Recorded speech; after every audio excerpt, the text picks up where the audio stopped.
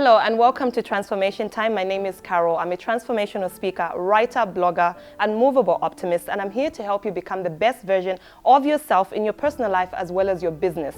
This season we are looking at transforming, and speaking of transformation, I'll be right back to introduce the guest for today's show.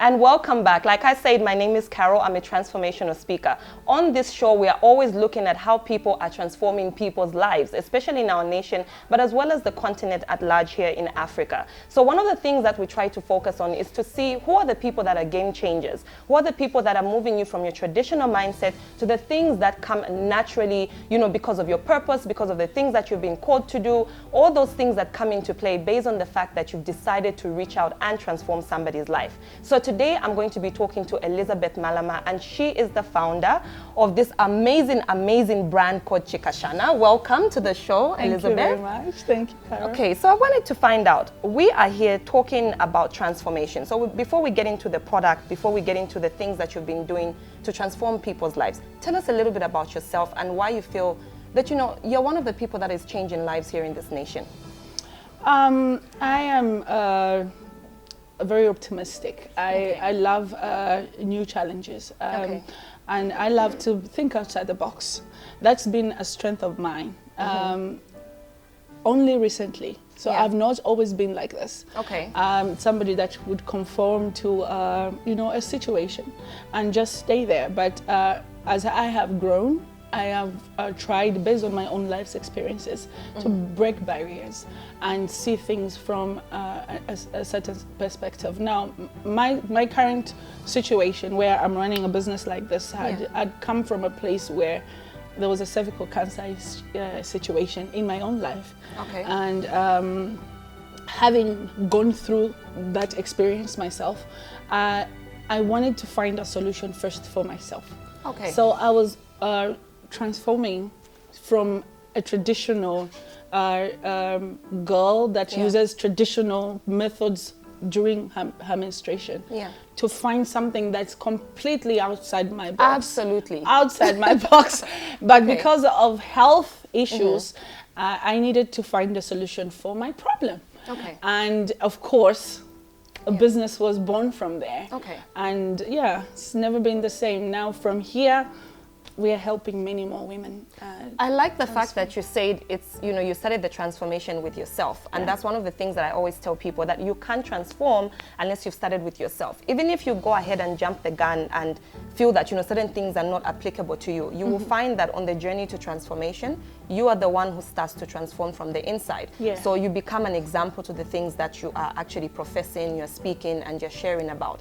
Now, you spoke about being, not moving from the traditional mindset. How was that change for you? Because it's not something that, change is not easy. It's not something that we fall into.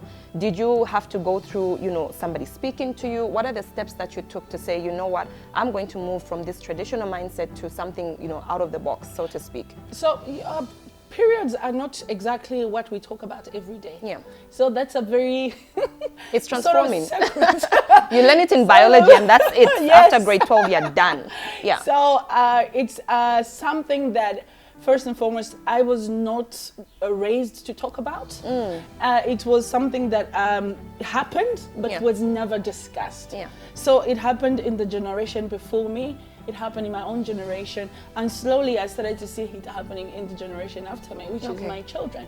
So when I decided to actually change the way I see first and foremost myself as a woman. So I needed to transform my ideology around menstruation, because I was made to believe that periods were dirty. They were not discussed. There were myths about not having to cook because I was just about to talk about that. Not be able to put salt in, not even to put charcoal or on be a near brazier. The stove. Yes, all those transformations. So for me was, what does this mean for me as a woman?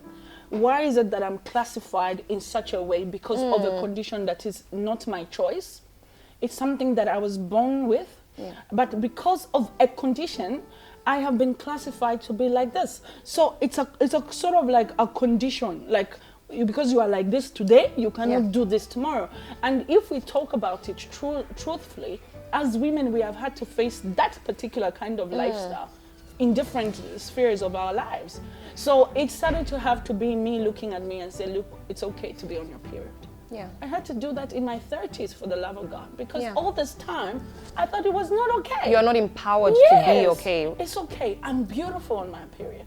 I had to start to see what period do. This is why I give birth to children, because of this condition. I give life.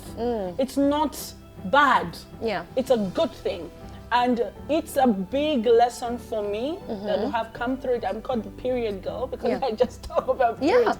And I'm talking about and rightfully so. The happy period. Oh my goodness. I still have to wrap my head around that. But yeah. Okay. But I had to transform from that girl that was hiding in the corner to that girl that messed up in school and was ashamed to walk down going home because of the condition that I couldn't control, to a girl that now talks about period without shame and just tells all the girls my age, older than me or younger than me, that it's okay to be on your period and you are beautiful on your period. There is nothing wrong with you on your period. It's a big lesson out there, but I had to tell my inner self, my younger self, my 13-year-old, to transform from that place and actually allow it, embrace it. It's who you are. Okay, so we've been talking about the happy period. I want to know, if I come to you, I've never used this, I don't know what it is, I'm hearing about it, the ads and everything is so amazing. But when I come close, I'm not getting a pad, I'm not getting a tampon, I'm getting a shake-up. Yes. How, first of all, am I supposed to use it? What happens? How long is it for? I just want to understand the whole, how do I keep that thing there with me the whole time? So that's what I want to know. So a shake-up is a brand. First, there's all sorts of brands now on the market. Thank you very much. But this is the first cup in Zambia. Okay. And menstrual cups have been around since 1940. So it's not a new innovation. It's been around. The first patent was in 1941. So as you would understand, it has had to go through a transformation to be where it is now. The biggest thing that is making the menstrual cup become the big thing now around the world is that it's healthy. Okay. So this is what's happening, not to downsize other products, but right now it's being considered, being made out of medical grade silicone, that it's the only product that does not have chemicals. So there's no irritation? No thrush, no whatsoever.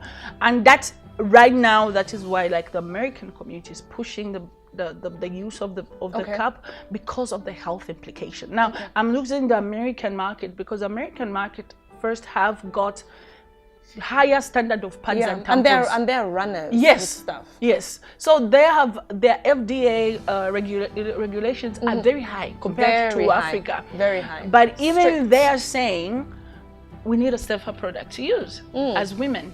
Now, I told you about cervical cancer, my cervical cancer experience. My doctor kept saying, check the pad. And I didn't understand why. So when I looked up the pad, the plastic that is used on the pad, the acetone, the bleach, that slowly gets you to have some sort of infections.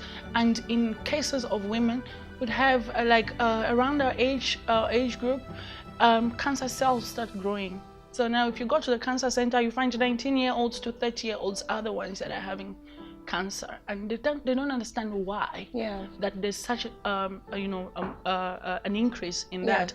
So they're being screened as young as 14. Yes, that's crazy. Yes. So crazy. You're looking at why is because it's really safe. That's the biggest issue. For me, just to find a product that was safe, that I didn't have to worry about cells growing back, because I had cells growing back twice. So just the fact that I don't have to worry about that, I wouldn't want another woman to worry about that. But also the fact that it's economical. So 13% only of women in Zambia have access to menstrual hygiene products. Only 13%. So 81% either use cow dung, leaves, mud, or cloth. That's your 81%. Why we love the shake-up is because anybody can afford it. It's a one-off buy. You use one particular product for 10 years. Wow. So if you calculate, it's actually a 1 kwacha 15 way. So if you get it now, if I get it now, 10 years. I might as well reach menopause and I still have it. Oh. That's amazing.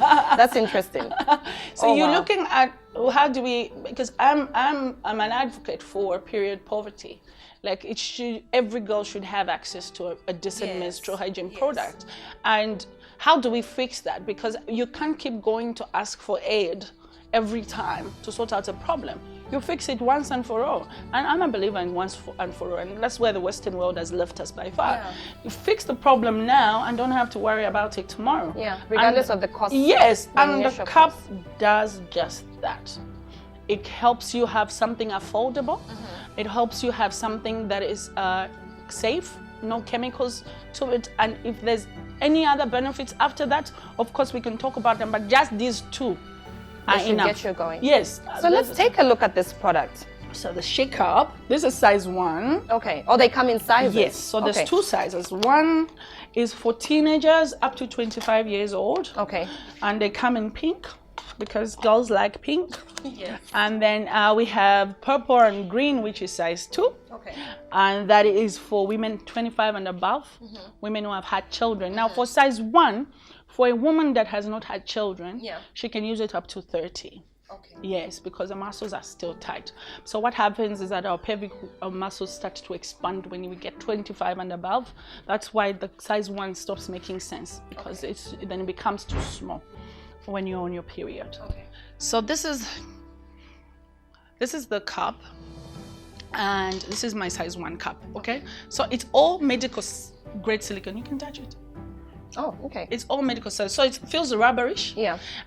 It's very easy to adjust to your body. So what the cup does conforms to you, like you're having implants. Okay. Or hips. They just conform to you.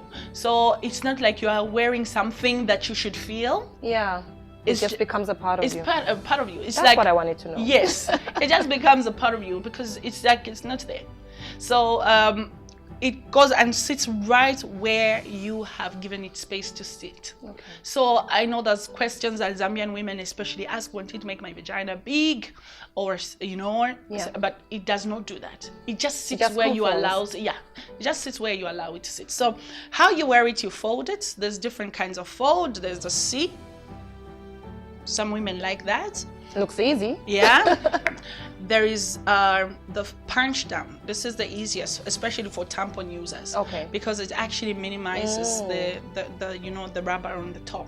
Yeah. So the punch down, then you wear it inside. You squat, whichever makes feel better. We talk about this every day, so bear with me. Mm-hmm. So you insert it in and it opens up. Okay. So it's a collector. That's what the cup does. So your vagina was around here, holding. It will not move. The cup will not move. I know women ask, will it spill? It will not spill. This is the same structure of your cervix. Okay. So it's sitting right under your cervix and just collecting blood. So if you're wearing it properly, when you take it out, it should just be as pink as you see it now. No stain of blood at all. All the blood should be right inside. So I love it because it's clean. It's just clean. It doesn't matter the males that It doesn't matter the males. Everything will still be there. Everything will still be inside. Interesting. Mm-hmm. But how do you handle those? Like for me, I grew up having a lot of pain. Yeah. So even if you try and use a tampon, you try and use something, it's painful. Yeah. Does it eliminate that? How does it help with those that have dysmenorrhea? How does it help with those who constantly have pain? Is it with time, or is it consistent use, or is it something that you try and then, how do you handle with those that have got, like pain? You mean cramps? Yes. Okay, so because it's silicone, and it has suction, some serious suction. You've seen the little holes here? Mm-hmm. So it does not allow air inside or outside. Because the air kills you. The air kills you. I know about that. So it just conforms. When it conforms to your body, it does not allow air penetration. Now, because it's like rubber, it holds right in your vagina. It helps reduce your cramps because then it's holding you. Yeah. So it helps. Yes, because there's that grip. So that grip helps. It doesn't eliminates the crumbs completely, but it helps with reducing that.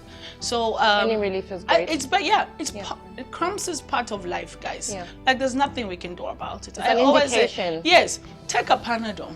Yeah. It helps. Yeah, know your cycle and prepare before that. Yes, just take a Panadol and it helps, but the cup helps as well with that. We don't market it as much on the cramps because we don't know the kind of cramps that people have. Yes. I myself have witnessed that when I wear it, my pain reduces. But Yeah, I don't know if that's going to work for my next door neighbor, so I would rather... But the key thing is that it's affordable, it's durable, Yes. you know, and it's very healthy. Healthy and clean. Interesting. So the air as well, talking about the air. Yeah. So the air is what allows us to have odor. So when air passes through your pad, then you have that smell. Yes. So when you're wearing a cup, because air is not allowed, you have no odor. Yeah, so like what I always say, it's just clean. You know, for me, Liz, before we close off, what I wanted to ask is, when you're doing things like transformation, a lot of people out there will be wondering to say, how did you even come about this whole idea? This is, you know, for some people they'll say fiabasungu, you know, things like that. And then also some people will come to say, I will just never try this. How do you break the mental, you know, like disconnection for people to move from their conventional things? Are there words that you speak? Is it a matter of demonstrating? Because it must be at some point, I know now, you know, people are becoming more aware, but there must be some barriers to your, you know, your market penetration that are sometimes, you know, keep you up at night. Yes. How do you deal with that? Is your why so strong enough? Is it the fact that people are warming up to the product? What keeps you going? Because a lot of people fold. They bring in beautiful, amazing inventions, and then they go away after you've relied on them. What will make Liz stay? What will make the chic cup stay? Well, Liz is a fighter from day one. So something that I feel that us women must be is inquisitive. Okay. Now, Zambian women, we are chilled out. We really don't ask the questions. And we debate them. Yeah. We debate about very silly things, actually, but not real stuff. But if you want to transform, you have to have a mind that is looking. You have to be looking. You have to be asking questions. You have to not settle. I think that's a big thing if you're gonna make it, either as a human being, as a woman, or as a business person. Just keep asking and look out. You know, we are so used to say, like my first outreach programs were like, no, we're not doing that. We're not changing. Like pretty much that was the response I got from everybody that I would walk to and say, look, I have this great product. You know, when you just start in the boots. And that's why I asked. Yes, and they were like, no. Like it's literally impossible. There. And sometimes you feel like you are hitting the wall. And most times it felt like that. But we kept pushing. And that's the thing. Keep at it. Don't give up. You know, it looks like it's impossible. Big businesses take 5 to 10 years to become successful. I didn't realize that until I got into business. First was like, oh, okay, so this is the deal. But you have to just keep pushing and tell yourself, I'll make it. Things are going to get better. I've got this. I am called. Now, if you're living in your purpose, you can't afford to quit. I like that. It's not a by the way. It is if you're living in your purpose, you can't afford to quit. You can't There's afford somebody it. out there waiting on you. Yes. Amazing. Somebody is waiting for you to arise so that you can sort out their issue. So because of that, we keep pushing and we keep saying, look, we're gonna make it. This business is gonna work. We're gonna take Zambia, we're gonna take the southern region, we're gonna take Africa. We're gonna do it. It looks small now. Now we have people calling us for deliveries. It wasn't like that when we started. Women would just pick up the phone and say, you know, I need a chic cup.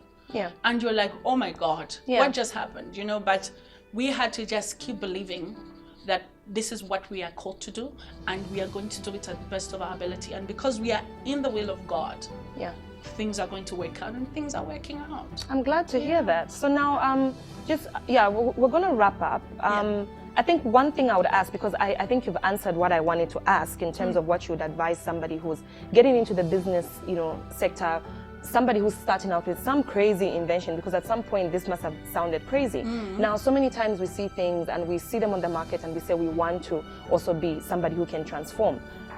What advice would you give to somebody who has seen a product, let's say even maybe your product, and they say, I want to do something similar, but it's not what they've been called to do. How did you know that this was your purpose? What would you advise somebody who wants to try out something, not based on what people want in the market? How would you push them to say, do your own thing, regardless of what you see on the market? You? That is big, because there's always something that you are good at. I'm good at talking. Yeah. That's my biggest asset. When I bought my first cup, I didn't think about it as a business. I just found something great to use, and then every time I started to think about ideas around a new business, because I had already been running my own other business, and this was not even an option for me. I was just looking at it as something of use in my own home, and then I started to question why every time I thought about a new business idea, kept pushing me to this direction. So every time I thought about a new business, I said, you know what, a cup would be a good business idea. And then I would forget about it. Then I was reading The Richest Man in Babylon. I love that book. Yeah. And then I looked at that and looking at as what is this thing that I was actually on a bus to Mokushi. And I asked myself, what is it that I have been trying not to do? And I realized this was the business. Was a solution. And then I told God, because I think I have these great conversations with God. I don't know if people believe it or not believe it. But I said, you know what, I'm going for a rural mission work from my church. And I'm going to talk about the cup. It happened on the bus. I'm not lying. And then I want to see the feedback that I'm going to get.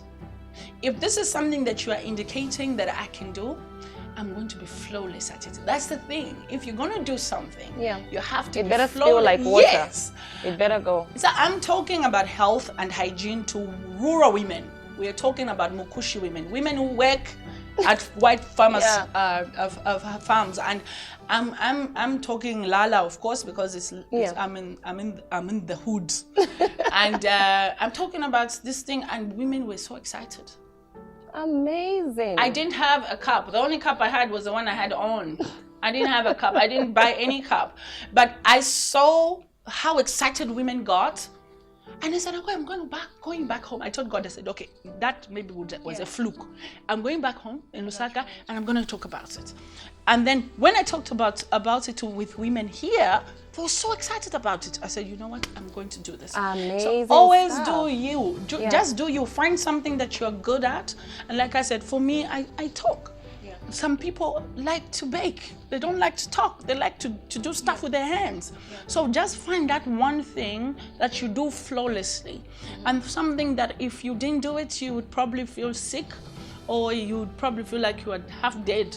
There's just things that we do that excite our spirit. And when you find that, that's your thing. Don't go doing, I know, menstrual cups, the moment they hear that I've sold 1 million of them, everybody will want to do menstrual cup business. But you see the thing, that's why businesses fail. It's because you are not looking at what you are called to be. You are called, and then you give up eventually.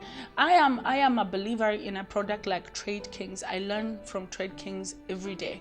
The resilience and the persistence, but it's because they were in their calling. That is what they were meant to do. They started from the kitchen and now they are a multi-million business.